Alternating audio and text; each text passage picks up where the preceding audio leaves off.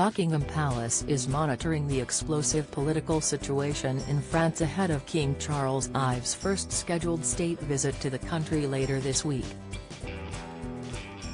Emmanuel Macron's government today narrowly survived a no-confidence motion in Parliament over an unpopular pension reform that will see the retirement age rise from 62 to 64. But the reform has sparked widespread violent protests throughout the country, with riot police clashing with hundreds of protesters. King Charles and his wife Camilla, Queen Consort, are expected to arrive into Paris on Sunday for what is regarded by governments in both countries as a significant first state visit. So far, there has been no suggestion the visit will be cancelled. However, sources have told the Mail Online that Buckingham Palace is keeping a close eye on the situation. An insider told the publication royal family aides will be taking advice from the UK Foreign Office and French authorities. In terms of the programme for the couple's visit, they said nothing has yet changed, but it remains possible there may be an impact on logistics. The 4-day visit from the King and Queen Consort is aimed at celebrating the relationship between the UK and France. Mr. Macron will be on hand to offer a warm welcome to the couple, with a glittering state banquet at the Château de Versailles also scheduled to take place.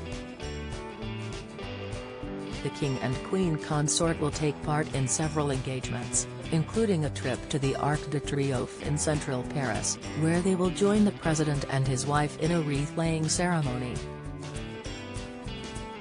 Other engagements will include a procession down the Champs-Élysées before a meeting between the King and Mr. Macron at his Élysée Palace residence.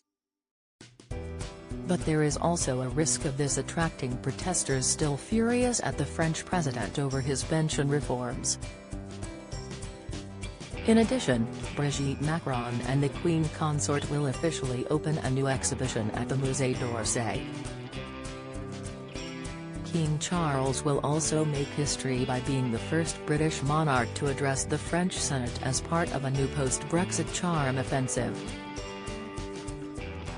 William and Kate shocked at scale of royal rage in Caribbean, comments, Harry asked to give 28 days notice before UK return, court documents, latest, King Charles ready to capitulate to Meghan and Harry, claim, report, footage shared online shows police deploying tear gas and hitting protesters with batons during demonstrations near the Place Vauban in Paris on Monday evening. More than 101 people have been arrested during the protests in the capital, according to a police source, as reported by French news broadcaster BMF-TV.